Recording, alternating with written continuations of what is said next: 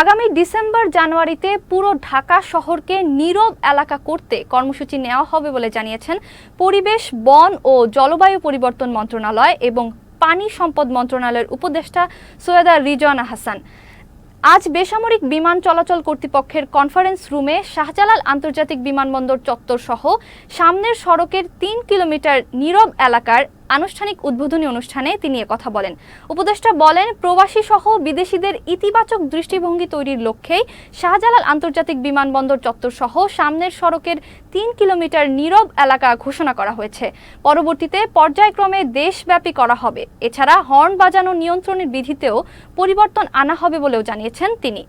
প্রোটোকলের যে সাইরেনটা বাজানো হয় সেটাও এখন পর্যন্ত আমার গাড়িতে আমি বাজাতে দিইনি। তবে ঢাকার বাইরে যখন চলে যাই, বিভিন্ন জেলা ক্রস করলে ওইখান থেকে আবার প্রোটোকলের গাড়ি বদলে যায়। তাদেরকে কেউ কেউ বদলে বুঝে, কিন্তু কেউ কেউ এই যে অভ্যাস এবং সাইরেনটা না বাজালে মনে হয় নিজেকে কম গুরুত্বপূর্ণ তাদের মনে হয়, তখন তারা আবার সাইরেনটা বাজায়। এই হর্নটা আসলে কিন্তু একটা অভ্যাসগত বিষয়। আপনি দেখবেন লাল বাতিটা মাত্র সবুজ হলো, তো এখন গাড়ি মুভ করবে, লাল বাতিটা সবুজ হওয়ার সাথে সাথে সবকটা গাড়ি একসাথে হর্ন দেওয়া শুরু করে।